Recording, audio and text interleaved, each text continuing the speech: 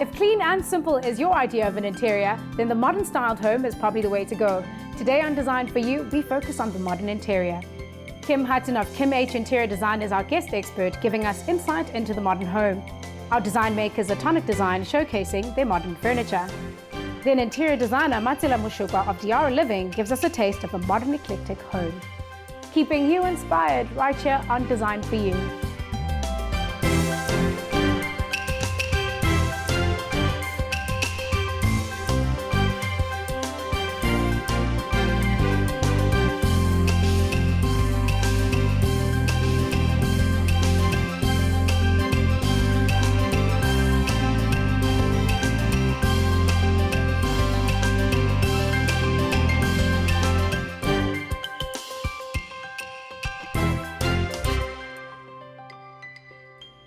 Hello there, my name is Pilani Bubu and you're watching Design for You. Mid-century modern is now the common buzzword, and modern will always be a relevant description in design. Today we take a closer look at the modern interior and what this entails. Our guest is Kim Hutton of Kim H Interior Design, and he'll be taking us through this beautiful modern home.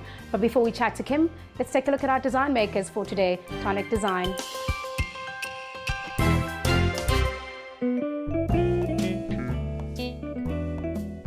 The modern furniture style has been around for decades. Its focus on simplicity and lightness of form highlights the importance of functionality and achieving a timeless look.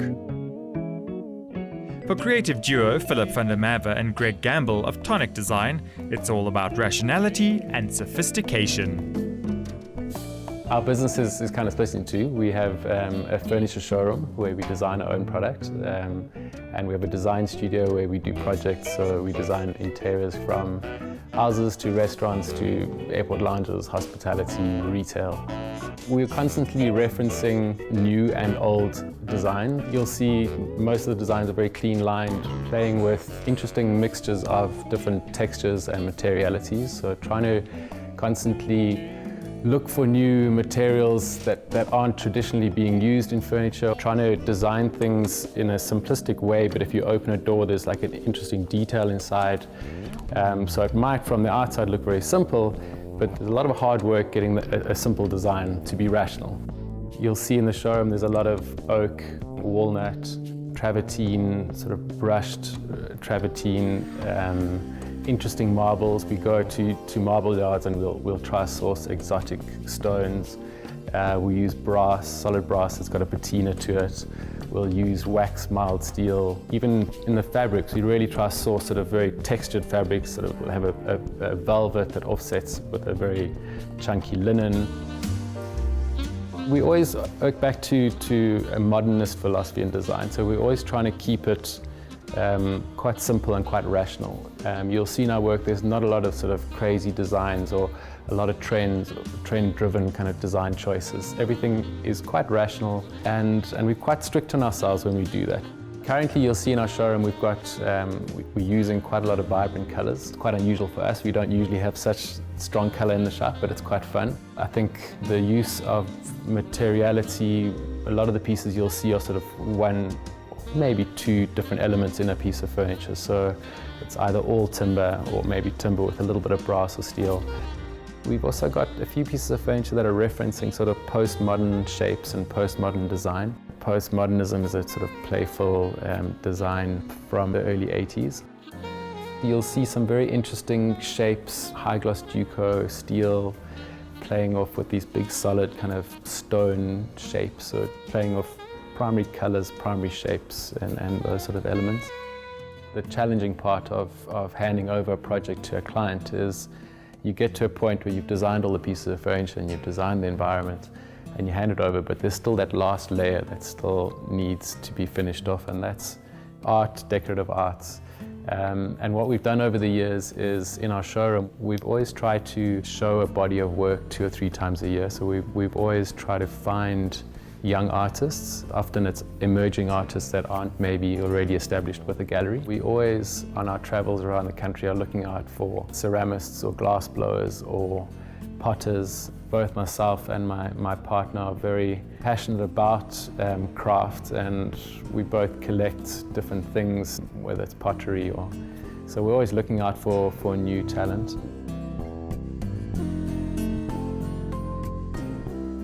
We hope we are designing pieces of furniture that are quite timeless. I mean, we still, on the showroom here and in a lot of current projects, we're still putting furniture that we designed 15, 18 years ago into those current projects.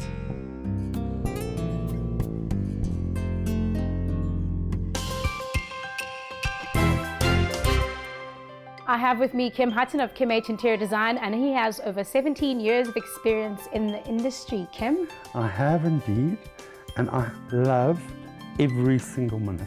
That's very good to hear. Every single minute. So you've watched it change, you've watched it evolve. What's changed over time? I think the industry has certainly grown in terms of the number of interior designers around. I think going back 17 years and possibly even more, it was perceived as an unnecessary luxury.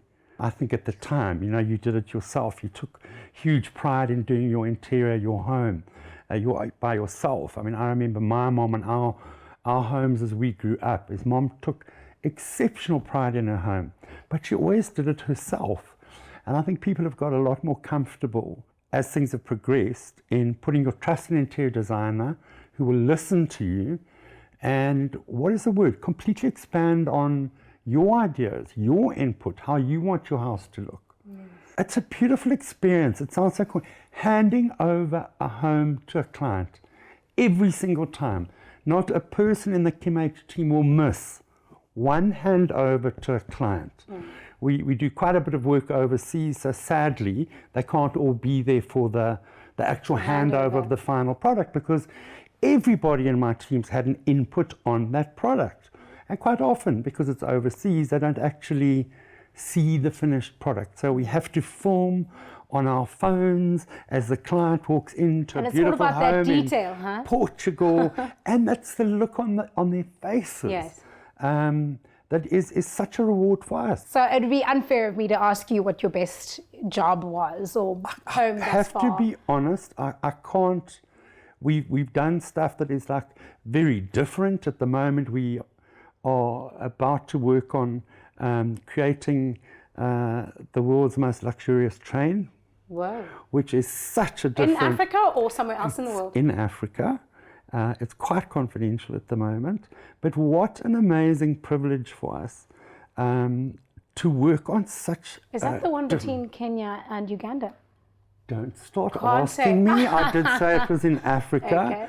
But again, what a privilege for us. And again, what a learning for my whole team, as you're now restricted to cabins. Yes. And everything's got to move and the spaces are small. And you've got to do dining carriages and lounge carriages. And so again, that kind of thing over the 17 years is, I've loved every single one. That's one of the ones that is most different. And a challenge for us, and I love that, taking us out of our normal comfort zone. Thank you very much, Kim. More from you in just a bit. After the break, we continue to chat to Kim about this very beautiful modern home. Stay tuned.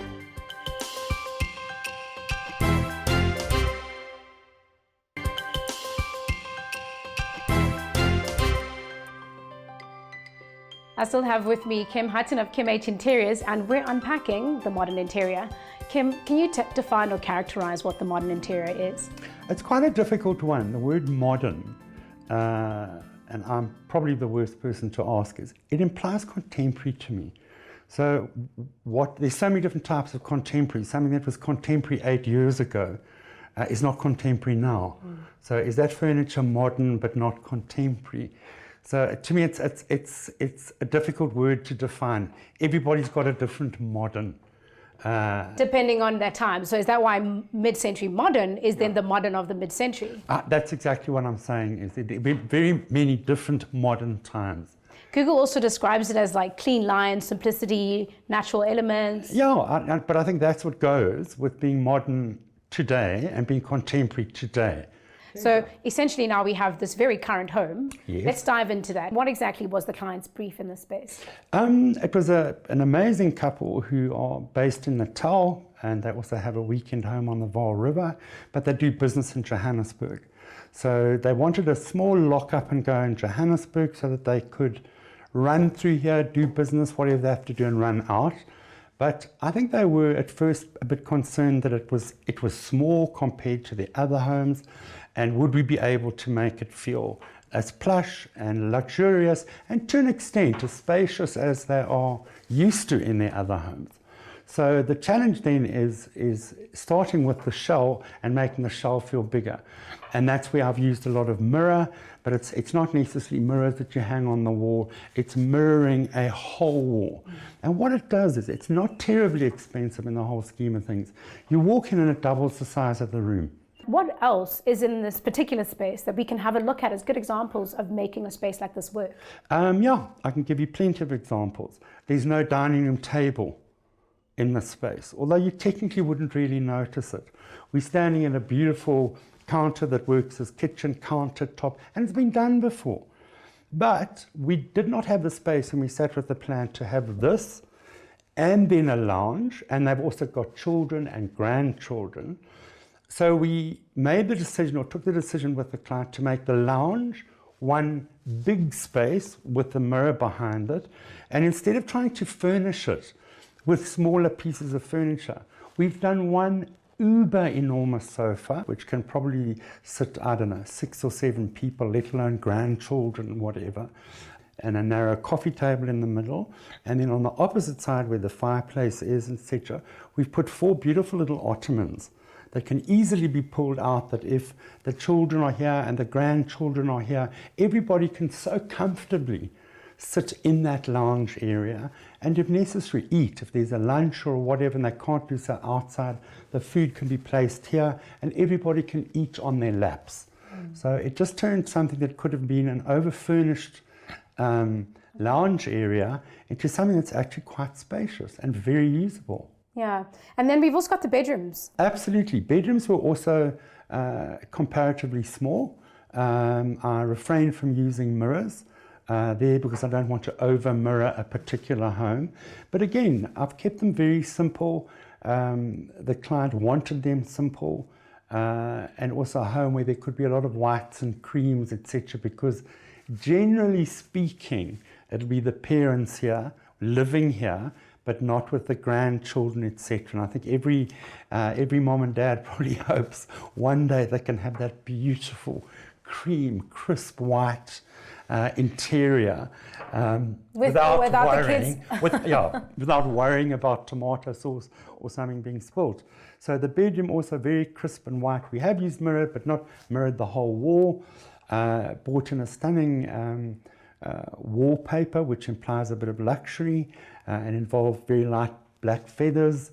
Our client is a very avid horse rider, and she wanted something funky and different for her bedside lights, and we showed her numerous options, and then eventually we came up with the funky idea of creating a very simple light that's got a lady's horse riding hat and a big fat peacock feather. So just small detail that I think really have turned it into a very luxurious and very relaxed main bedroom. Guest bedroom went a little bit bolder. The client wanted colour in there, so we chose with the client an almost petrol blue and suspended lights at the side and a very simple headboard in white, because they wanted it to be applicable whether it was adult guests they had or their children, or maybe those grandchildren, maybe making them wear gloves for the weekend. But that was it. It was simplicity and a feeling of space, a feeling of it being a sanctum in Johannesburg. And the detail being quite personal to them. But outside of the detail, you talk about the simplicity. Let's talk about those clean lines and give the viewer a practical sort of idea of where to start. So there's symmetry in the lounge, for instance. Is that design thinking that that could help us start building up our apartments? This is a house where, not because it was prescribed by the client or advised by us, but yeah, this is quite a symmetrical home. The wall that the mirror reflects with the concrete scales on, the TV's in the middle, and the beautiful protea and tulip paintings are symmetrical on either side. And a part of that was dictated by practicality, which often it is, and that is your TV's got to be in the middle of the room for everybody to get equal viewing. Our fireplace is below that. You can't have a small room, one big sofa like this, and your fireplace is off to the side. You sort of got to give that central thing so everybody gets their fair share of TV or whatever. And then this particular artwork or whatever behind me, would I put it smack in the middle? Yeah, part of me would like to, and then the other part of me says, hey, no, that's too predictable. Let's shift that completely over to the side because it's not what you expect. So again, it's down to personal preference and taste, but don't be afraid to try stuff. You said also personal preference and taste, but the practicality and the function of the space and what's best to do in that particular space or that particular home. So it depends. It depends on everybody's home, everybody's taste. You might move into a home where the fireplace is off to the right. So you've got to pick up your brain from anything that was prescribed in your mind and swap it around and try it this way for a week. You may have it that way in winter so that everybody can sit near the fire. Come summer, you're not interested in the fire.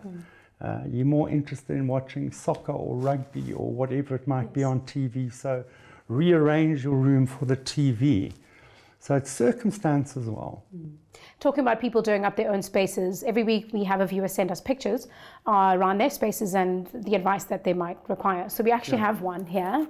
She's just moved into this apartment. It's practically, I mean, it's empty, not even practically empty.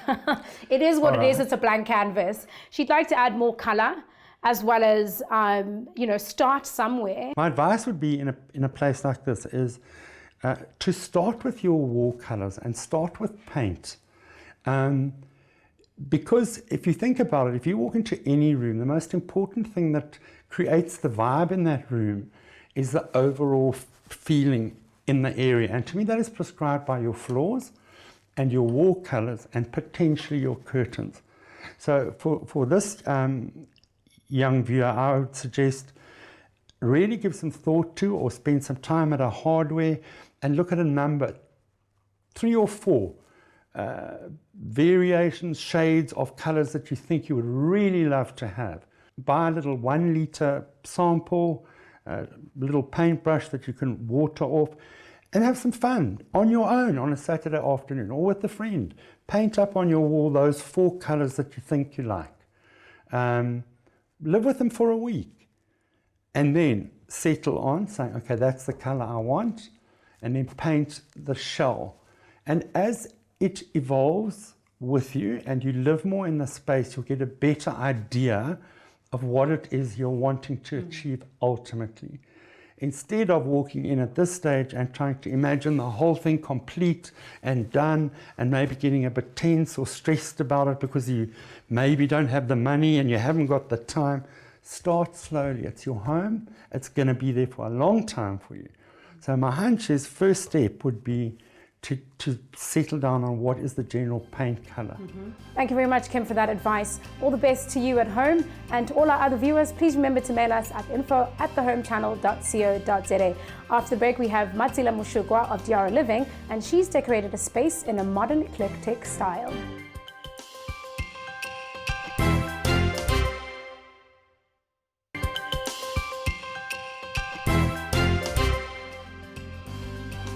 You're still watching Design for You. Here's Matsela Moshokoa with her modern eclectic space.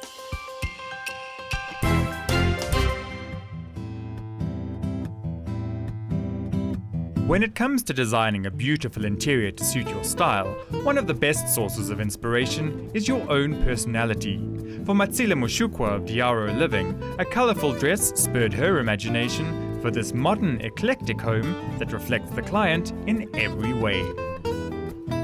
My design philosophy is the space needs to be as comfortable, as authentic, and as close to the client's heart as possible. So it needs to be something that doesn't feel foreign.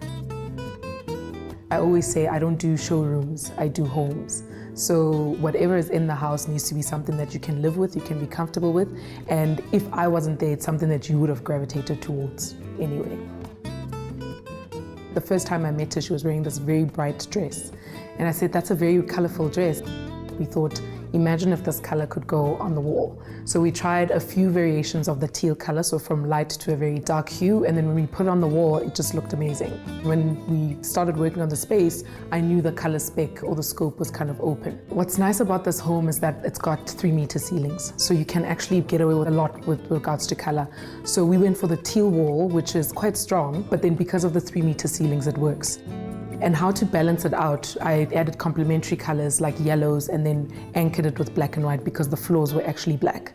So that's where I took the black and then brought it into the furniture pieces and this fireplace that we have here. I sourced the tiles that we put the colors together. So I think it just needs to tie in together and it needs to be colors that complement each other, and then you need to have a neutral, which in this case is black, that actually anchors everything else. So modern eclectic for me is making sure that the pieces that you find kind of work together. So you can have different textures, different colorways, but make sure that it kind of ties in together. So for example, in this space we used a corduroy couch and then a brocade couch, fabric on a couch, and then we had some outdoor chairs that we actually brought inside, which are the wooden frame chairs. And then again, textures. If you look at the scatter cushions, they've got a satin finish, they've got a bit of a cotton finish and a velvet finish. So again, making sure that the textures and colors that you bring in kind of tie in together. And I think according to the color that you choose will actually bring it to like 2017, which is modernizing it. And again, the teal is the color for me that kind of brings in that modern feel into the space.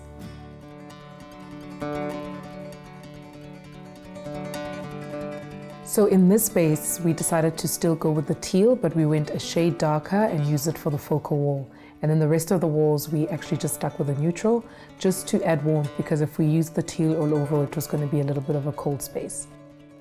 And then you'll see all the wood surfaces are all different. Again, the eclectic theme of finding whatever you find that's kind of has a dark wood base. That's what I use for this room. So you'll see the pedestals are not the same, and also the sideboards are also not the same. So yeah, it's that eclectic mishmash of things coming together. So in the guest bedroom, we've decided to go for a lighter color. So it's like a warm green, which has a little bit of a yellow undertone to it, because the space is quite dark. So it lightens it up nicely, and we actually use it on all the walls because we need it as much light as possible. And then we threw in a little bit of the reds and the brick reds and brick oranges, and you'll see that kind of adds the warmth and the pop of color as well. And then we used what the client already had, which is kind of oriental side tables as pedestals, and use her antique lampstands to just add character to the room. Modern eclectic for me is very different from just a modern brief, because modern is clean lines, it's very minimalistic, and the coloring as well is quite neutral. So you'll find pale grays and taupes and sands, whereas modern eclectic, you still bring that classical element of eclectic, which is going out and finding pieces that work together. So it could be pieces that are from a different era, or something that's from today, or something that is like made of perspex that's quite futuristic, and you put all those elements together. So for me, there is quite a big distinction between modern and modern eclectic.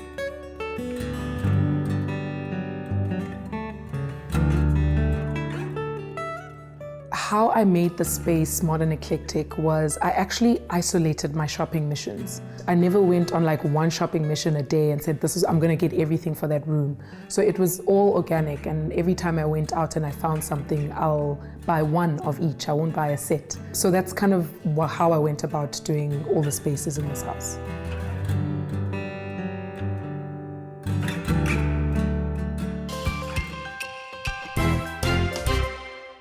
It's really good to see that modern can be fused with all these other styles. It just depends on what you're looking for. Kim, a final question for you. What's the ultimate way to achieve simplicity in our homes? I think it's a really good question, because when we set about our first home or our third home or our fifth home or whatever, you started to develop a feeling of what you like. You might be tearing pictures out of magazines and this, that, and the next thing, which is a healthy thing. But also just always remember that it's your home. Rather take time and put things in slowly that you love, not what you think everybody else is going to love. And to me, that's probably one of the easiest ways of landing up with a home that is simple, uncluttered, and absolutely reflects your gorgeous personality. Thank you very much, Kim, for joining us and taking time out in your busy diary and Absolute in everything pleasure. that you do. And it's been really insightful and refreshing. I'm Thanks. pleased to hear it. Absolute pleasure. We've come to the end of our show. From me, Pilani Bubu, this is Design for You, and we keep you inspired.